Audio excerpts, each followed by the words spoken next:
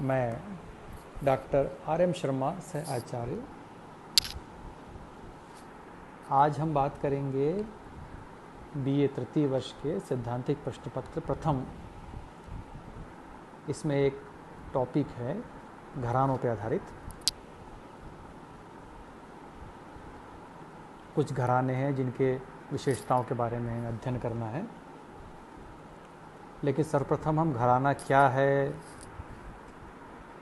इसका उद्भव कैसे हुआ, क्या स्वरूप और क्या विकास रहा इसका, इस बारे में आज थोड़ी चर्चा करेंगे। घराना जो है वो गायन व वादन की एक विशिष्ट शैली है। संगीत का साधन मानवीय आवाज़ है जो रूप या शक्ल की भांति भिन्न भिन्न होती है। यही आवाज़ जब योग्य गुरु द्वारा संस्कारित की जाती है एवं योग्य शिष्य गहन रियाज, गूंज, लालित्य, तारता, स्निग्धता लाकर आवाज़ को संस्कारित करता है, और यही आवाज़ जब भिन्न भिन्न अलंकारों द्वारा स्वर बन जाती है तब यहीं से घरानों का आविर्भाव होता है। घराना शब्द जो है वह मुगल काल से प्रचार में आया, जब संगीत अपनी स्वर्णिम अवस्था में था। कहा जाता है कि संगीत सम्राट तानसेन के बाद ही घरानों की परंपरा कायम हुई। हिंदुस्तान संगीत का दूसरा नाम ही घरानेदार गायकी है। घरानों के ही माध्यम से श्रेष्ठ गुरु परंपरा की तालीम में योग्य शिष्य ने स्वर के गूढ़ रहस्यों एवं संगीत की बारीकियों को अपनी गायकी में आत्मसात किया। प्रोफेसर रमनलाल मेहता के कथानुसार भारतीय संगीत के संदर्भ में पारिवारिक परंपरा का महत्वपूर्ण स्थान है। इस देश में ऐसे अनेक हुनर और कलाएं हैं जिन्हें आज भी कुछ जातियों और परिवारों ने अपने निश्चित दायरे में सुरक्षित कर रखा है। इन दायरों के फलस्वरूप भारत की कलाओं की सुरक्षा हजारों वर्षों से होती चली आ रही है। इसी प्रकार संगीत की कुछ विशिष्ट परंपरा किसी विशिष्ट परिवार में पीढ़ी दर पीढ़ी सुरक्षित और विकसित होती चली जाती है। ऐसी परंपरा को घराना नाम दिया जाता है। घरानों के अपने कुछ नियम हैं।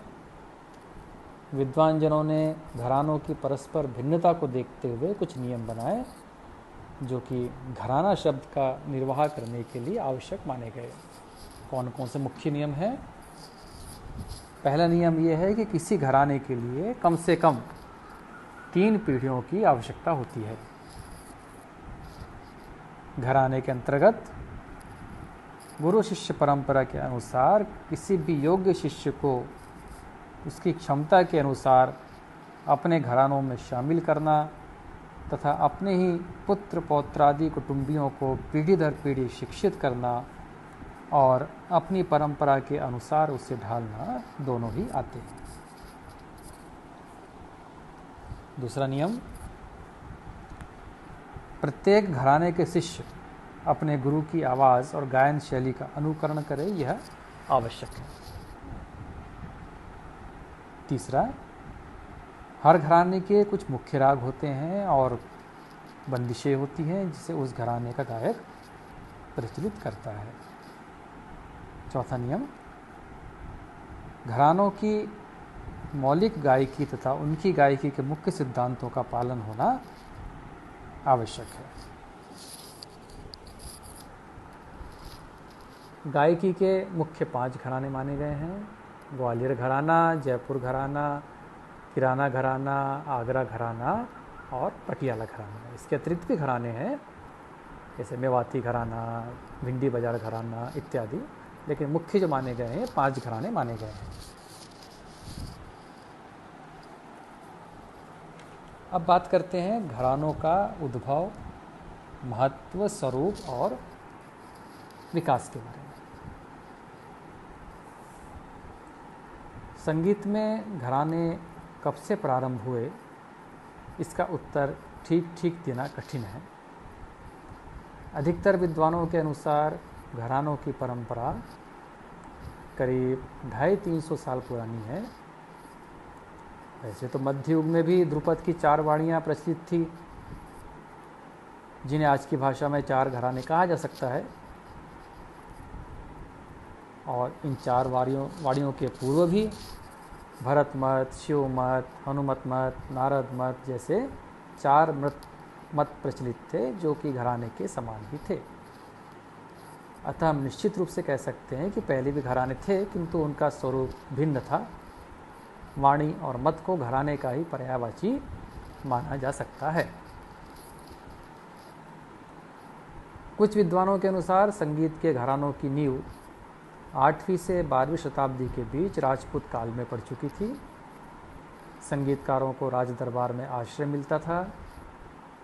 इन संगीतकारों ने अधिकतर राजाश्रय में ही उन्नति की, परंतु ये संगीतकार अपने ज्ञान को इतना छिपा कर रखते थे कि वे किसी अन्य जाति वालों को तो क्या, अपनी जाति वाले को भी बताने में संकोच करते थे। वे संगीत ग्रंथ भी नहीं लिखते थे। इसी संकीर्णता के फलस्वरूप संगीत के क्षेत्र में घरानों की नींव पड़ गई। इन घरानों के माध्यम से संगीत पीढ़ी दर पीढ़ी चला करता था, परंतु कभी अच्छा शिष्य नहीं मिला तो कभी पुत्र प्राप्ति नहीं हुई। इस कारण से संगीतकारों के साथ ही उनका संगीत भी समाप्त हो जाता था। राजपूत युग में घरानों की जो पृष्ठभूमि तैयार हुई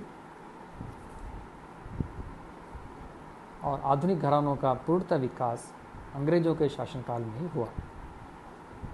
पिछले 250 वर्षों में अर्थात 18वीं शताब्दी के बाद आधुनिक घराने प्रचार में आए। घरानों ने वास्तव में संगीत कला को अवश्य समृद्ध किया है और उसी के फलस्वरूप संगीत की महानतम निधि आज हमारे पास है। सस्ते मनोरंजन के अंधकार भरे उस युग में इन्हीं घरानेदार संगीतज्ञों ने अपनी कठोर साधना, असीम गुरु भक्ति और तालीम से संगीत को जीवित रखा। यदि घराने ना बने होते तो संगीत की परंपरा विद्या अवश्य ही मध्य युग और अंग्रेजों के युग में नष्ट हो गई होती। घरानों ने ही हमारी सांगीतिक संस्कृति की रक्षा की है और कला के रक्षक का उत्तरदायित्व भी निभाया है। तो आज तो ही हुआ अपने घरानों का सामान्य परिचय, उनका स्वरूप, उद्भव और विकास। आगे के व्याख्यानों में हम एक एक घराने को लेंगे, जैसे ग्वालियर घराना, आगरा घराना, पटियाला घराना इत्यादि, और उस घराने की जो अपनी विशेषताएं हैं उसके बारे में जानकारी प्राप्त करेंगे।